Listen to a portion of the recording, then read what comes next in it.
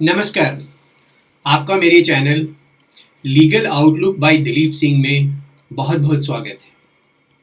आज आपको हम रिया चक्रवर्ती के अरेस्ट के संदर्भ में कुछ एकेडमिक डिस्कशन करते हैं जो उसके बेसिक कॉन्सेप्ट से रिलेटेड है एनडीपीएस एक्ट और सीआरपीसी से।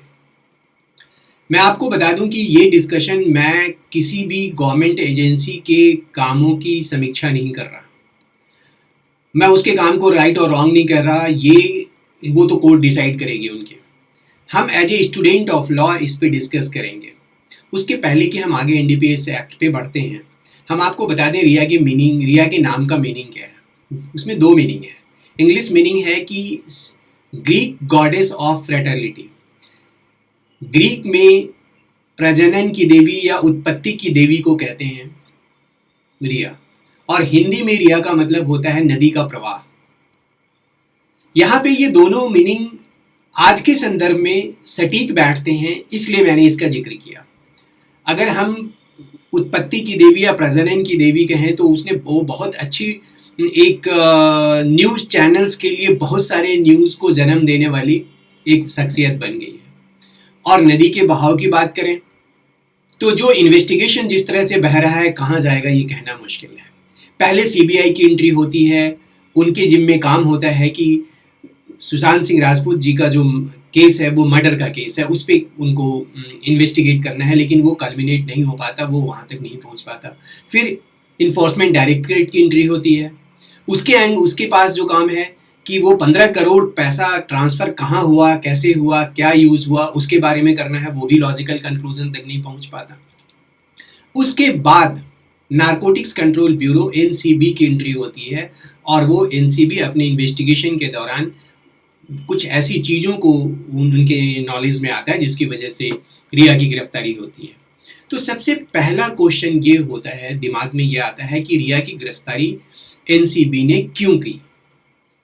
रिया की गिरफ्तारी NDPS act, narcotic drugs and psychotropic substances act के तहत एनसीबी ने किया, जिसमें उस पर ये आरोप है कि उसने ड्रग प्रोक्योर किया, ड्रग का इंतजाम किया और सुशांत सिंह राजपूत को दिया। सुशांत राजपूत जी के बारे में बताऊं कि 14 जून 2020 को उनकी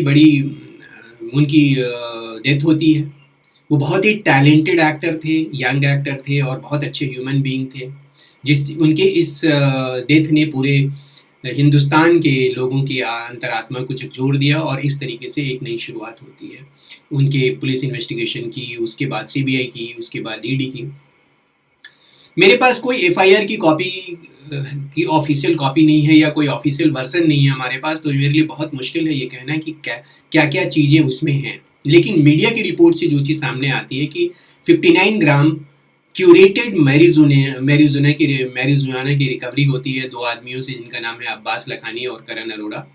और उन पे ये आरोप है कि ये लोग सप्लाई करते थे ये ड्रग्स सुशांत सिंह राजपूत जी को। दूसरी बात जो सबसे इम्पॉर्टेंट है कि रिया के व्हाट्सएप मैसेज को रिट्राइव करती है एनसीबी, और उसमें कुछ ऐसी चीज़ें पाती है कि वो ड्रग प्रोक्योरमेंट से रिलेटेड है।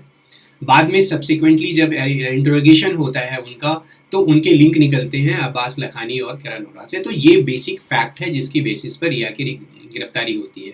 अब दूसरा सवाल आता है कि रिया की गिरफ्तारी किन किन सेक्शंस के तहत एनसीबी ने किया है।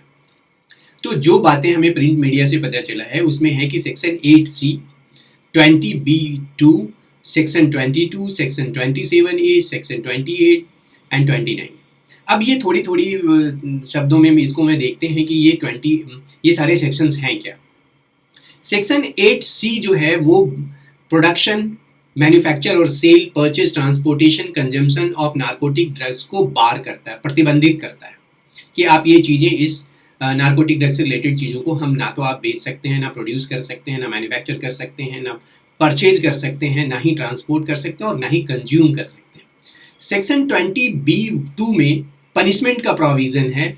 अगर आप प्रोडक्शन में, सेल में, परचेज में इन चीज़ कैनिबीज प्लांट और कैनिबीज को लेकर अगर करते हैं तो इसमें जो अगर स्मॉल क्वांटिटी से इन्वॉल्व है, क्योंकि जो भी एनडीपीएस एक्ट में जो नारकोटिक्स होते हैं उनको दो डिवीज़न होता है उनका, बेसिकली एक स्मॉल क्वांटिटी, दूसरा कमर्शियल क्वांटिटी। तो यहाँ हम स्मॉल क्वांटिटी की बात कर रहे हैं कि अगर वो स्मॉल क्वांटिटी इन्वॉल्व है तो पनिशमेंट 6 महीने का, और जो कि 2014 में जिसको बढ़ा के 1 साल कर दिया गया, और फाइन अप टू 10,000, इम्प्रिजनमेंट भी हो सकता है और फाइन भी या दोनों हो सकते हैं। सेक्शन 22 जो है वो पनिशमेंट के बारे में बात करता है कि कोई भी कंट्राबैंड जो है, जो भी नारकोटिक और साइकोपेट्रिक सब्सटेंसेस हैं, अगर वो स्मॉल क्वांटिटी में है, अगर कंजम्पशन के पर्पज से है, तो उस केस में भी 1 साल तक की सज़ा और 10,000 रुपये जुर्माना हो सकता है। सेक्शन 27 पनिशमेंट है कंजम्पशन का। अगर कुछ स्पेसिफाइड ड्रग्स हैं उसमें, अगर वो है तो 1 साल की सज़ा है, अदरवाइज 6 महीने की सज़ा है, और वही 10,000 और 20,000 का फाइन है। सेक्शन 27A जितने भी सेक्शंस हैं उनमें सबसे ज़्यादा स्ट्रिंजेंट सेक्शन है। इसमें पनिशमेंट है फॉर फाइनेंसिंग इलिसिट ट्रैफिक, या हार्बरिंग किसी मुजरिम को अपने पास बुलाना, या उस ट्रैफिक पैसे को इन्वॉल्व करना, जिसमें मिनिमम पनिशमेंट 10 साल का है, जो कि 20 साल तक भी हो सकता है, और मिनिमम फाइन 1 साल तक 1 लाख रुपये है, जो 2 लाख रुपये तक भी जा सकता है। सेक्शन 28-29 है वो डील करता है अटेम्प्ट टू कमिट जिसका ऑफेंसेस और क्रिमिनल कॉन्स्पिरेसी को लेकर। तो ये सारे सेक्शंस हैं जो लगे हुए हैं। अब जो तीसरा क्वेश्चन हमारे दिमाग में आ रहा है कि क्या प्रोसीजर फॉलो किया गया जब रिया को अरेस्ट किया गया, या कोई भी व्यक्ति अरेस्ट होता है तो क्या प्रोसीजर फॉलो करता है। मैं आपको बता दूं कि सेक्शन 41 सीआरपीसी का जो को डिटेल प्रोविज़न है अरेस्ट को लेकर, चूँकि यहाँ पे जितने ऑफेंसेस हैं वो एनडीपीएस एक्ट के तहत हैं, एंड सेक्शन 37 ऑफ एनडीपीएस के एक्ट के अनुसार जो भी ऑफेंसेस हैं वो कॉग्निजेबल और नॉन वेलेबल हैं। तो एक ऑफिसर जो इन्वेस्टिगेट कर रहा होता है उसका ये डिस्क्रिशन होता है कि विदाउट वारंट भी वो गिरफ्तार कर सकता है। अब ये अगर कोई गिरफ्तार कर लिया गया कोई व्यक्ति, तो उसके अधिकार क्या होते हैं, आइए इसके बारे में थोड़ा समझते हैं। सबसे पहला तो ये है कि जब भी कोई व्यक्ति गिरफ्तार किया जाता है तो इमीडिएट उसको ये बताया जाता है कि किस जुर्म में किस आधार पे उसकी गिरफ्तारी हुई है, और वो उसको भी बताया जाता है, और अगर वो किसी व्यक्ति को नॉमिनेट करता है तो उसके रिलेटिव्स को भी जानकारी दी जाती है। दूसरा, उसका सबसे बड़ा अधिकार है लीगल असिस्टेंट का, वो एक एडवोकेट से मिल सकता है और उसके अपने केस के बारे में डिस्कस कर सकता है। तीसरा, कि जैसे वो गिरफ्तार होता है अगर वो चाहे तो अपना फिजिकली एग्जामिन करा सकता है किसी मेडिकल प्रैक्टिशनर से। उसके बाद एक जो सबसे बड़ी बात है कि अगर पुलिस उसको 24 घंटे से ज़्यादा रिमांड में नहीं रख सकती अपने पास, तो मजिस्ट्रेट के पास पेश किया जाता है, वो सेक्शन 57 ऑफ सीआरपीसी से कवर होता है। इसके अलावा हाई कोर्ट और सुप्रीम कोर्ट के बहुत सारे जजमेंट्स जो टाइम टू टाइम निकले हैं, और उसमें बहुत सारी गाइडलाइंस दी गई हैं जिसको फॉलो करना है। क्योंकि किसी भी व्यक्ति के पास जो ये अधिकार है वो उसके फंडामेंटल राइट है, और आर्टिकल 22 से गाइड होता है, जिसमें प्रोटेक्शन के किसी भी व्यक्ति के प्रोटेक्शन को लेकर जिक्र हुआ है अगर वो पुलिस कस्टडी में है और डिटेंशन में है। अब एक चीज़ और मेरे एक फ्रेंड ने फ़ोन करके, मेरे व्यूअर ने मैसेज करके बताया कि पुलिस कस्टडी और जुडिशियल कस्टडी में क्या डिफरेंस है। तो बेसिकली पुलिस कस्टडी जैसे नाम से पता है कि पुलिस के पास ये कस्टडी होता है और ये इन्वेस्टिगेशन के दौरान लिया जाता है, जबकि जुडिशियल कस्टडी में वो कस्टडी कोर्ट के पास होता है और कोर्ट उसको इम्प्रिजनमेंट में और प्रिजन में और जेल में उसको डालती है। पुलिस कस्टडी के दौरान इन्वेस्टिगेशन कर सकते हैं, लेकिन जुडिशियल कस्टडी के दरमियान हम पुलिस ऑफिसर कोई भी इन्वेस्टिगेशन नहीं कर सकता बगैर कोर्ट के परमिशन के। पुलिस कस्टडी के दौरान आपको ऑफिशियल आपके पास ये राइट है कि अपने एडवोकेट से लीगल काउंसिल कर लें, लीगल सलाह ले लें, जबकि जुडिशियल कस्टडी में जो भी जेल मैनुअल होता है उससे गाइड होता है कि आप कब मिल सकते हैं, क्या नहीं मिल सकते हैं, और मजिस्ट्रेट के पास पावर होता है वो अलाउ करना या नहीं करने का।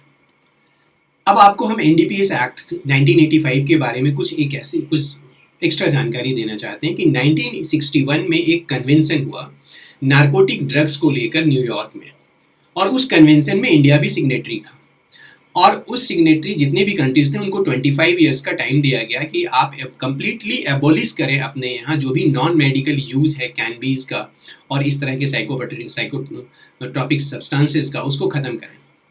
इस बैकग्राउंड में 1985 में राजीव गांधी गवर्नमेंट ने एनडीपीएस एक्ट को पास कराया पार्लियामेंट से। हालांकि ये इसके बाद सुप्रीम कोर्ट के कई डिसीजन आए, उसके लाइट में अमेंडमेंट किए गए। 1988 में अमेंडमेंट किए गए, 2001 में किए गए और 2014 में किए गए।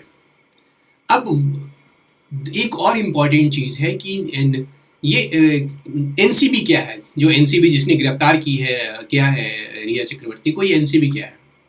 तो नेशनल कंट्रोल ब्यूरो एक सेंट्रल एजेंसी है जो कि सेंट्रल गवर्नमेंट ने सेक्शन 4 सबसेक्शन 3 एनडीपीएस एक्ट के तहत इसको बनाया है, जिसका मेन काम होता है ड्रग एब्यूज़ को प्रिवेंट, ड्रग ट्रैफिकिंग को प्रिवेंट करना, ड्रग एब्यूज़ को प्रिवेंट करना, जो भी इस तरह के नार्कोटिक सब्सटेंस है उनका इलिसिट ट्रैफिक नहीं होने देना।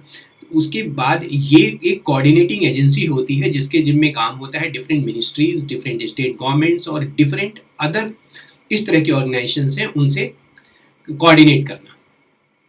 अब एक सवाल ये आता है कि क्या पॉसिबिलिटी है रिया के बेल का। तो बेल के बारे में बता दें कि सेक्शन 37 ऑफ एनडीपीएस एक्ट जो बेल को लेकर डील करता है, उसमें वो बहुत डिफिकल्ट है बेल मिलना, क्योंकि उसमें 2 रिक्वायरमेंट ऐसे डाले गए हैं जिसकी वजह से ये प्रोविज़न काफ़ी स्ट्रिंजेंट हो गया है किसी भी एक्यूज्ड को बेल लेने के लिए। सबसे पहला इसमें जो ये है कंडीशन ये है कि जो जज बेल देगा वो प्राइमा फेसी अपने रीज़न रिकॉर्ड करेगा कि जो एक्यूज्ड है वो प्राइमा फेसी गिल्टी नहीं है उस ऑफेंस का, जो कि बहुत मुश्किल है। दूसरा, वो ये भी रिकॉर्ड करेगा रीज़न और कि जब वो उसको बेल दे दिया जाएगा एक्यूज्ड को, तो वो सिमिलर किसी या कोई भी ऑफेंसेस में इंडल्ज नहीं होगा। इस तरह की 2 फाइंडिंग लाना एक जज के लिए बहुत मुश्किल है, इसलिए नॉर्मली एनडीपीएस के केस में रेगुलर बेल नहीं मिलता है। तो ये बेसिक बैकग्राउंड था रिया चक्रवर्ती के केस से रिलेटेड। मैंने बेल 37 जो सेक्शन 37 है एनडीपीएस एक्ट का, उस पर एक डिटेल वीडियो बनाया है, काइंडली वो देखें, उसमें आपको सारा चीज़ क्लियर हो जाएगा। मैंने सेक्शन 50 पे भी एक वीडियो बनाया है जिसका डिस्क्रिप्शन में जिसका डिटेल मैं डिस्क्रिप्शन सेक्शन में दे दूंगा, आप वो भी देखें। तो ये सारा बैकग्राउंड था। थैंक यू वेरी मच, नमस्कार, thanks for watching this video. Kindly if you have not subscribed, अगर आपने सब्सक्राइब नहीं किया है तो मेरे चैनल को सब्सक्राइब करें, इस वीडियो को अपने लोगों तक शेयर करें और आपके जो भी विचार होते हैं इस वीडियो को लेकर प्लीज़ कमेंट सेक्शन में जाकर अपना लिखें। अगर कोई सवाल है मन में तो आप उसका भी जिक्र करें, जिससे कि मैं उसका डिटेल इनलीगल इन्फॉर्मेशन आपको दे सकूं। थैंक यू वेरी मच, नमस्कार।